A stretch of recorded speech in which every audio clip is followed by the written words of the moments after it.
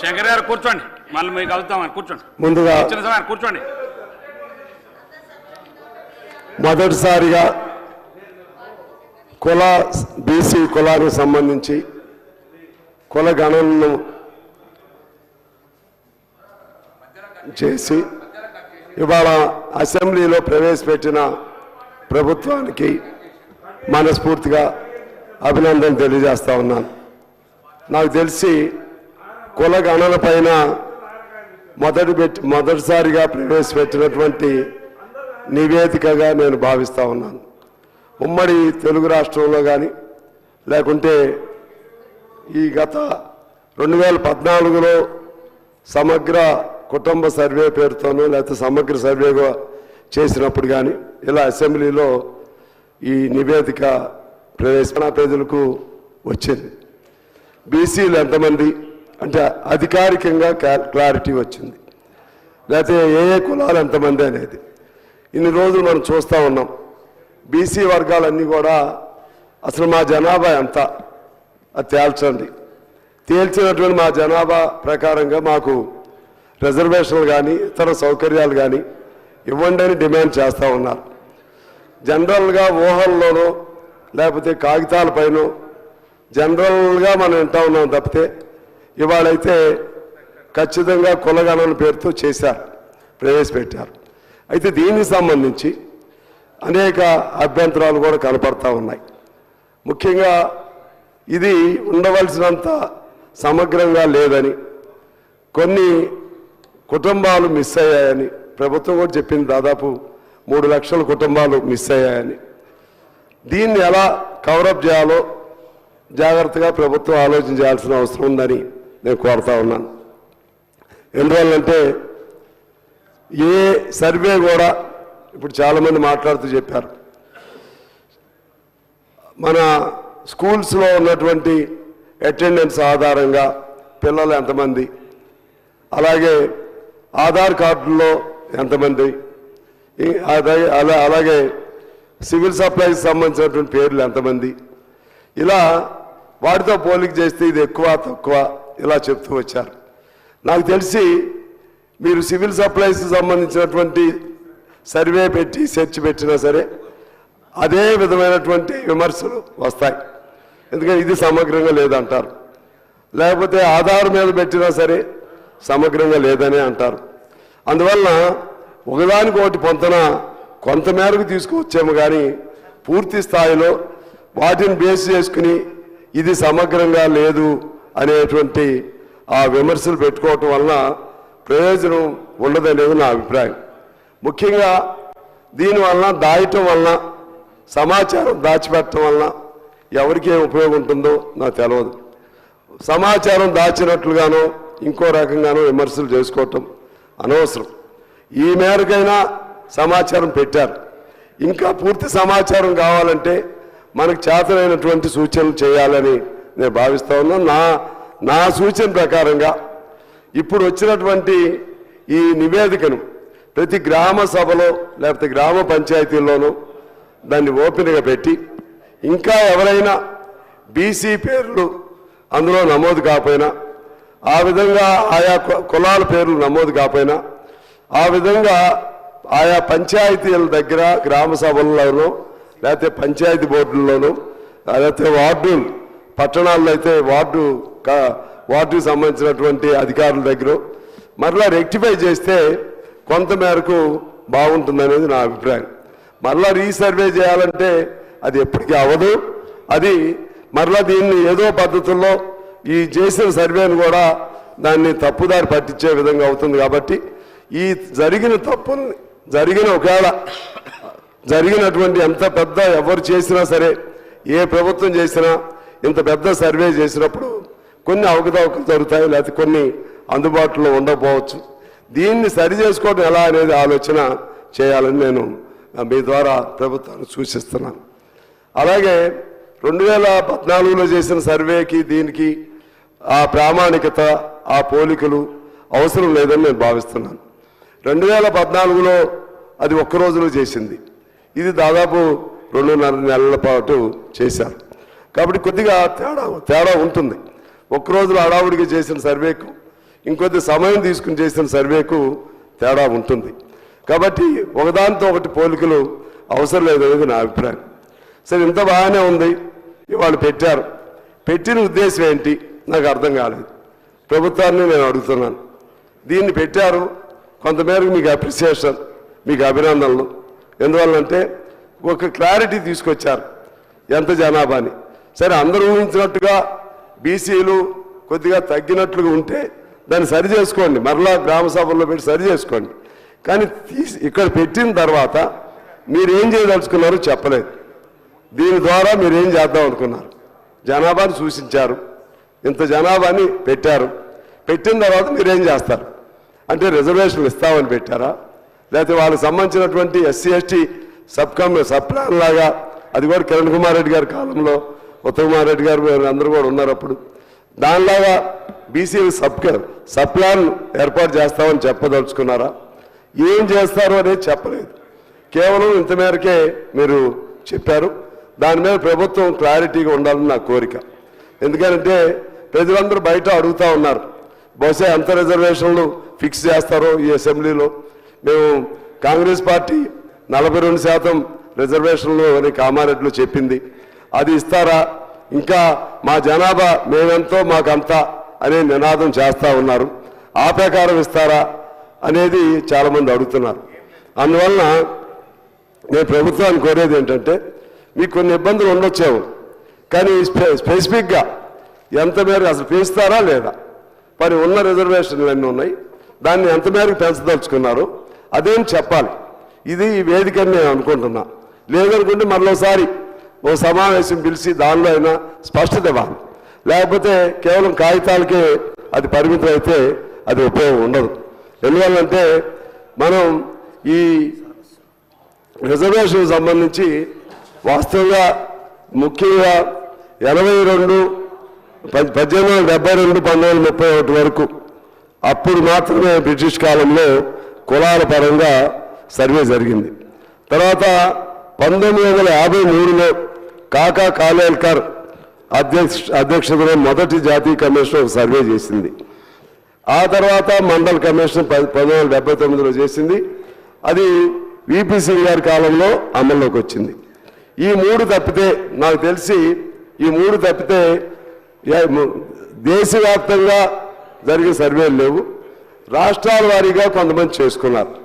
మన రాష్ట్రంలో కూడా బీసీలకు సంబంధించి ఎన్టీ రామారావు గారు ఆనాడు అందరికంటే చొరవగా బీసీలు కానీ లేకపోతే మహిళలు కానీ పంచాయతీల్లో కానీ అందరికంటే చొరవగా అప్పుడు బహుశా 89 కంటే ముందే బహుశా అనుకుంటున్నాను రిజర్వేషన్ ఇవ్వటం జరిగింది. అందువల్ల నేను ప్రభుత్వాన్ని, ముఖ్యమంత్రి గారిని, మీ మంత్రివర్గ సహచరులందరూ కోరుతా ఉన్నాను, స్పష్టంగా ఎంత చేస్తారు, ఏమిస్తారు అది కూడా మీరు చెప్పాలని కోరుతున్నాను. అయితే మీకు ఒక ఇబ్బంది అయితే ఉంటుంది, రాష్ట్రానికి తేడా వస్తుంది. ఒక తమిళనాడులో 70% రిజర్వేషన్లు ఆల్రెడీ ఉన్నాయి, కానీ వాళ్ళ వరకు దాని తర్వాత సుప్రీంకోర్టు ఒక ఆర్డర్ ఇచ్చింది. అంటే అప్పటికి ఆల్రెడీ అవి ఉన్నాయి కాబట్టి ఎగ్జిస్టెన్స్లో వాటి జోలికి వెళ్లకుండా మిగిలిన రాష్ట్రాలకన్నిటికీ 50% రిజర్వేషన్లు దాటడానికి వీలేదని చెప్పి సుప్రీంకోర్టు జడ్జిమెంట్ ఇచ్చింది. మరి ఆ జడ్జిమెంట్కి అనుగుణంగా మీరు చేయాల్సిన అవసరం ఉంటుంది. మరలా ఇక్కడ ప్రజలను సంతృప్తిపరచడం కోసం మేము ఇంత పెట్టామని కోర్టులు అంగీకరించలేదు అనకుండా ప్రాక్టికల్గానే ఆ జడ్జిమెంట్ పరిధి ఇది ఉంది, 50 లోపు ఉంది. ఆ 50 లోపు ప్రకారంగా మీకు కొంత పెంచుతున్నాం. మీరు ఒకవేళ కామారెడ్డిలో 44 అని మీరు అన్నా, మీరు దాన్ని మీ పార్టీలుగా ఉపయోగించుకున్నా, ఇక్కడికి వచ్చేసరికి ప్రభుత్వ పరంగా ఆ జడ్జిమెంట్ పరిధిలోనే మేము ఇంత మేరకు పెంచగలుగుతాం అని ప్రాక్టికల్గా వాస్తవంగా చెప్తే ప్రజలు అర్థం చేసుకుంటారని నా అభిప్రాయం. అలా కాకుండా ఎక్కువని ఇక్కడ పెట్టి తీర్మానం చేసి కేంద్రానికి పంపించినా కూడా అది ఉపయోగం ఉండదని నేను మీకు తెలియజేస్తా ఉన్నాను. అదేవిధంగా ఇవాళ బీసీలకు సంబంధించి ఇందాక అక్బర్ గారు చెప్పినట్లుగా ఇది కొన్ని వందల సంవత్సరాల నుంచి ఈ వివక్షత బీసీలు, ఎస్సీలు, ఎస్టీలు నడుస్తూ ఉంది. నాకు తెలిసి మను శాస్త్రం తర్వాత మను ధర్మం బహుశా క్రీస్తు పూర్వం 200 సంవత్సరాల నుంచి అప్పటి నుంచి ఈ వివక్షత కొనసాగుతూ ఉంది. ఈ వివక్షత వలన ఈ దేశం కూడా వెనకబడిపోయినట్లు నేను భావిస్తున్నాను.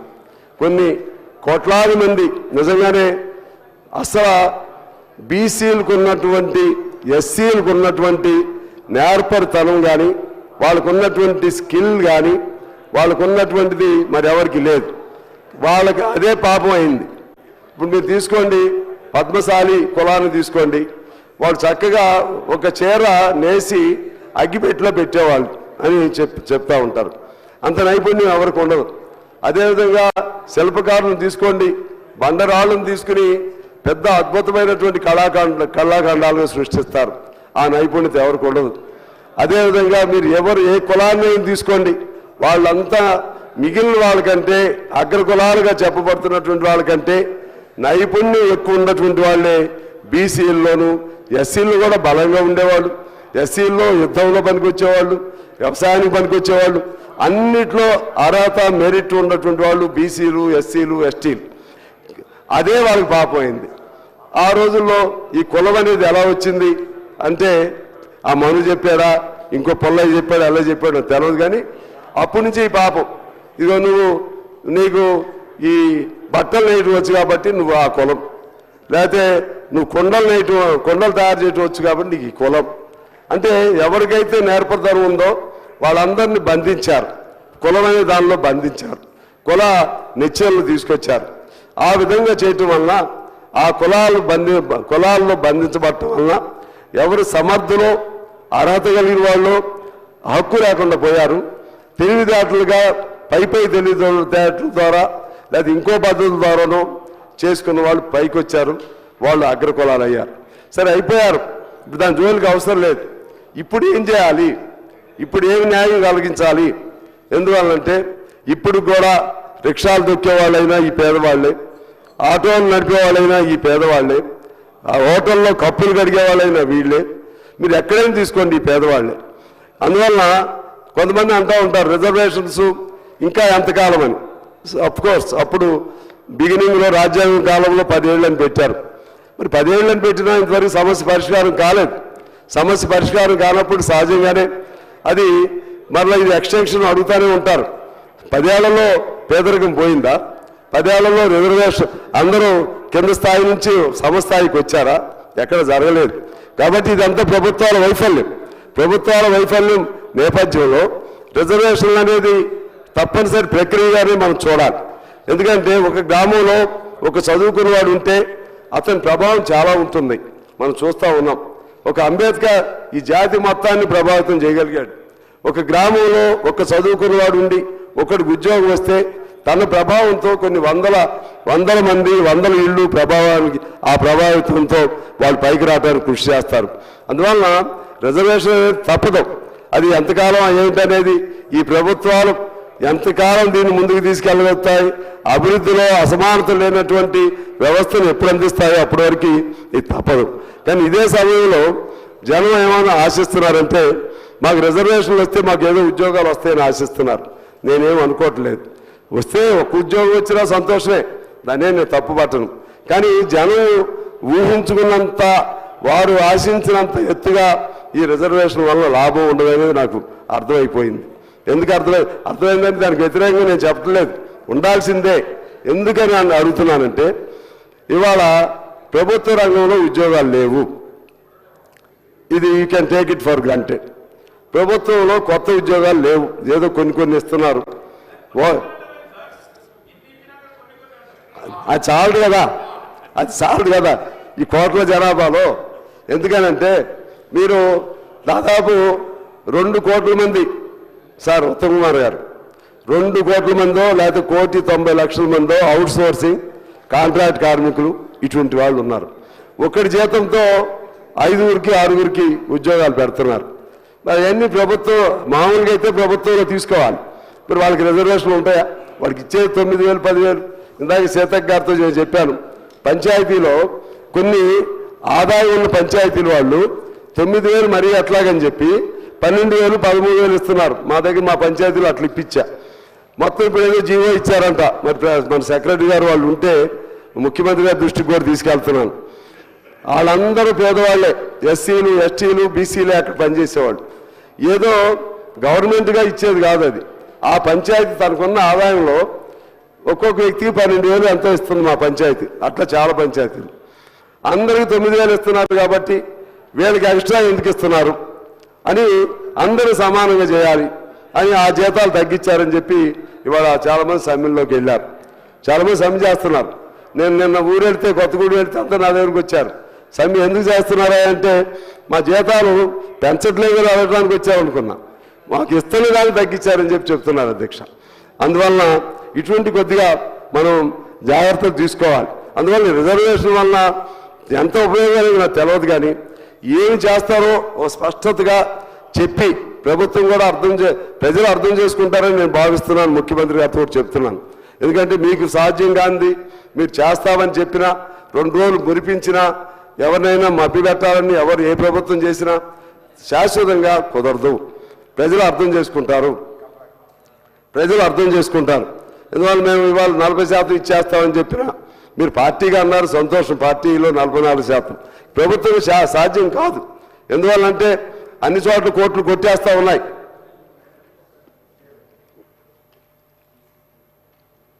కాబట్టి ఒక క్లారిటీతో, ఒక స్పష్టంగా, ఒక పారదర్శకంగా, ట్రాన్స్పరెంట్గా ఇవాళ మంచి పని చేశారు. For that I appreciate this your government.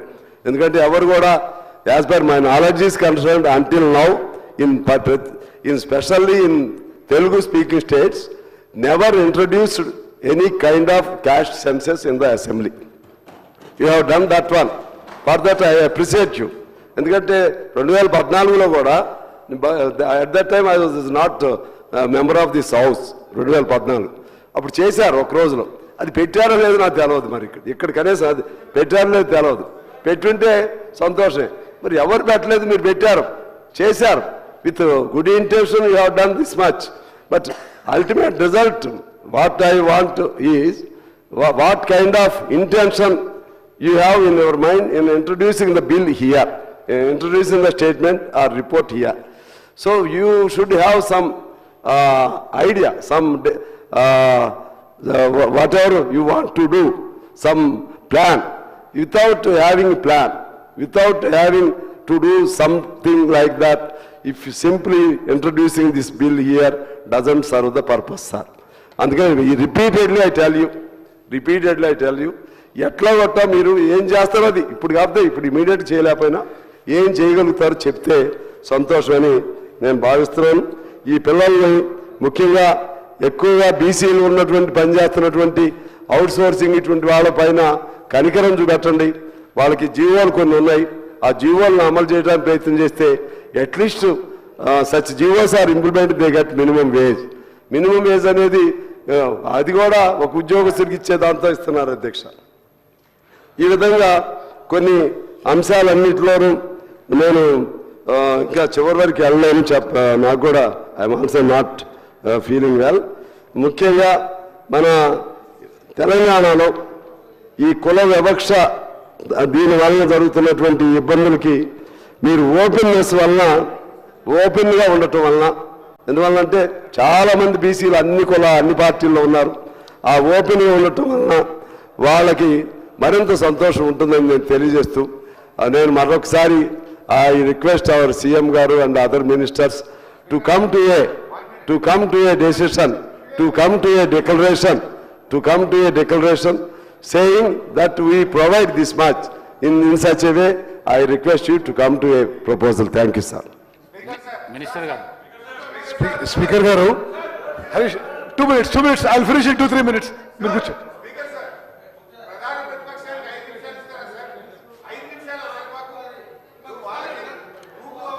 Speaker garu, గౌరవనీయులు కూనంనేని సాంబశివరావు గారు